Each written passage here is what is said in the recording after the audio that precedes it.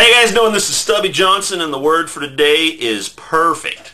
When you use the word perfect, you are typically only referring to an instance or a specific case.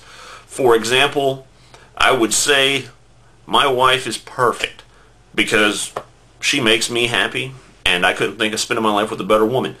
But you know, sometimes she farts and it stinks real bad. But she would not admit to that, but that is the case.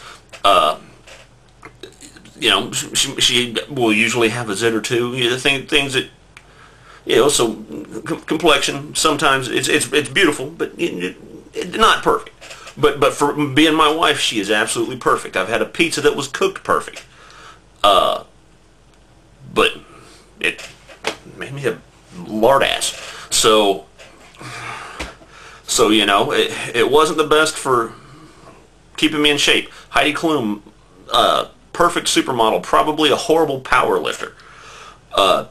Perfect is always specific to an application or for something.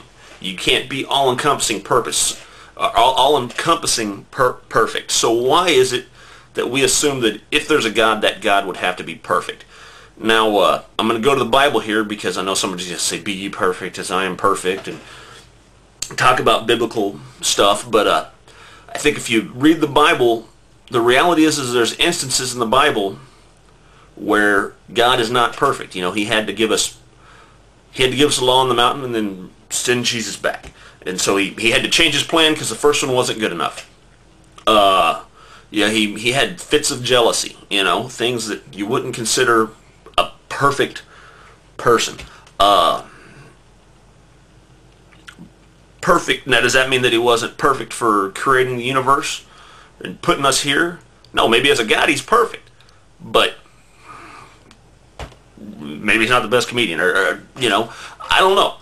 Why does He have to be perfect at everything to be a perfect God?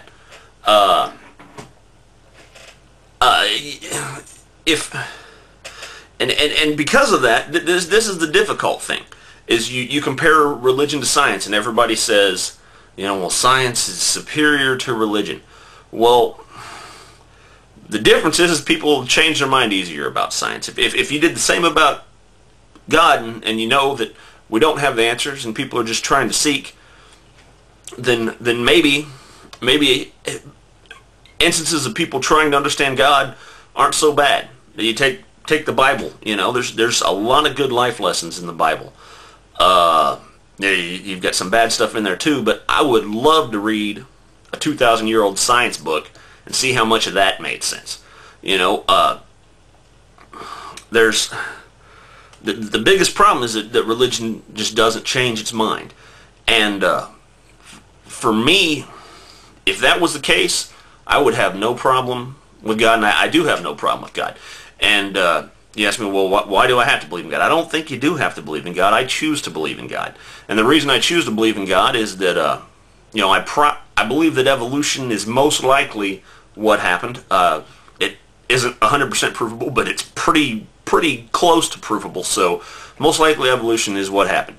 You know, most likely we've been here for 5,000 years, or not 5,000, 500 million years, a long time. But what got that ball rolling? I don't know what that is. Science can't explain what that is. Nobody knows. And whatever started that ball rolling, I am very thankful to, because it's pretty cool that I'm here. And I choose to be a deist because of that. I'm thankful to be here. For me, it puts me in a better mood, gives me a little bit better outlook. You know, something gave me the opportunity to be here, and that's awesome, and I'm thankful for that opportunity. And until I can be proved that didn't happen, I think that I'm going to have a better outlook on life and a better life believing that happened. And, you know, reading what people think and how they came to those conclusions, I think is useful. I know, like, Brett Keane, he had a "We Got to Burn the Bible" video, and I think that's absolutely a bad idea, because while it is old and there's definitely things that are wrong in there, I think that there's a lot of good stuff about spirituality and the possibility of a creator that that you can't just get rid of. I mean, that's useful information, you know. You look at, I mean, even if you want to be real specific, the Bible even kind of tells you that people, the Hebrews anyway, they ripped off old religions. You got a story of the golden calf. You know, people are trying to figure out how they want to worship God, and Moses goes up on the mountain. They do the same thing the Egyptians did, and you know so what? That's happened throughout the years. You know, people, the perfect God probably started from a pharaoh or something before that. You know, you'd get killed if you spoke out against the pharaoh because he was God and everything he said is perfect. It's just a bad concept, perfect. And if you can get rid of that, and you realize that's not something you have to do, but you're happy to be here, then there's absolutely nothing wrong with the belief in God. And that's my take on God. Anyways, this is Stubby Johnson, and I'm going to try to keep it short and hopefully leave you feeling satisfied.